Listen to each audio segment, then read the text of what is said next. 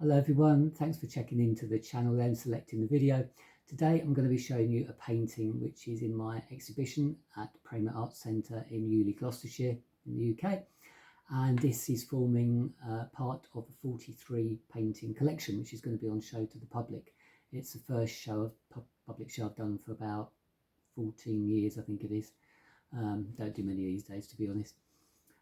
So this particular painting is called Amalgamation.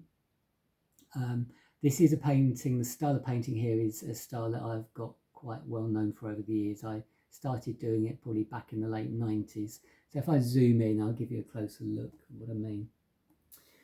So the paint is actually applied in such a way that it kind of mixes and you get these lovely mixes of colours and shades and shapes.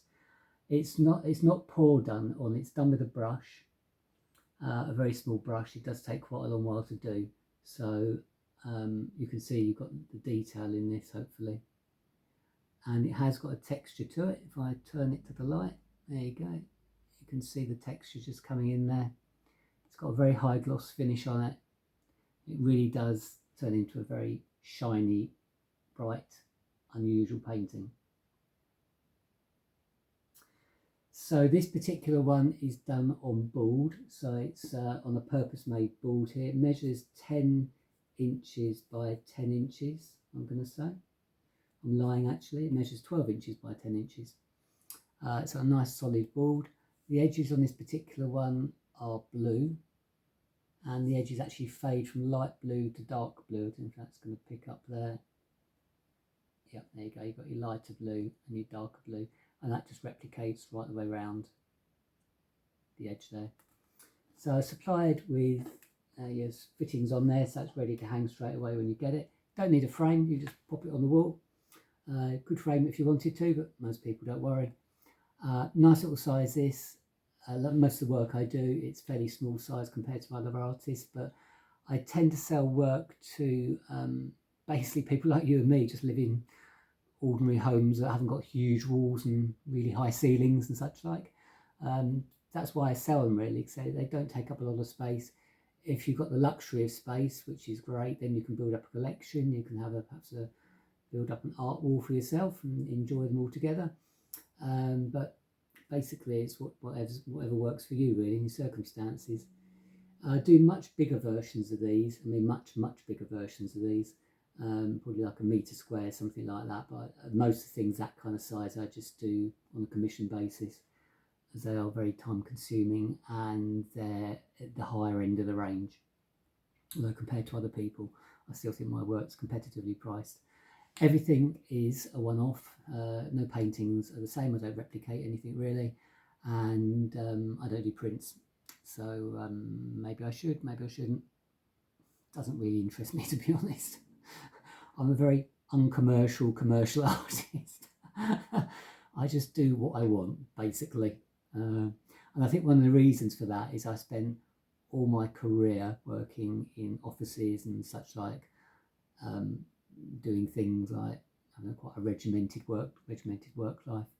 And this is something I always did when I wasn't working.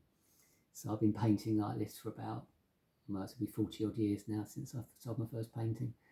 So I tend to be a bit selfish and I paint what I want when I want. But if somebody sees something they like and it ticks a box for all of us, then I'm quite happy to go ahead and have a crack at it. But that way stuff stays fresh. I don't want to be like, I did know an artist once years ago. I went around to his house and he was painting a cottage. It was a very nice picture, painted a cottage in like an English country garden, and it was a commission piece to go on a chocolate box. So I hope he got paid lots of money for doing it. But it was a lovely painting, but you know, not really that kind of creative, if you like. I mean, these days they'd probably just take a picture and kind of muck around with a picture of it rather than have somebody paint it. But I never wanted to go down that route, just churning out stuff just for the money. It just kind of kills your creativity and eventually doesn't really do you any favours, to be honest. So I much prefer to do what I like to do and what springs to mind at the time. You'll also find that paintings, not so much with this kind, but when I do more graphic kind of paintings, elements of it. Things will kind of come to mind, things I've seen perhaps as I've been travelling around, colours and things like that will kind of spring to mind, topical colours. And in some ways, that's why I think some of my work is kind of time-stamped with what's going on around us in the world and things like that. It sounds an odd thing to say, but even though I'm an abstract artist, art is one of those weird things, like people have always done that for years and years. If you go back in centuries, people put little things in paintings that kind of indicated certain things. I don't do it intentionally. It's just that something might crop into a painting, a shape, a colour, or it might remind somebody of something that's happening at that time. It's just the way your brain works. It's just you as an artist, I guess. It has got this, going back to the painting, it has got a nice texture to it, has got a gloss finish, and this is probably what I'm going to be left being known for when I'm pushing up daisies.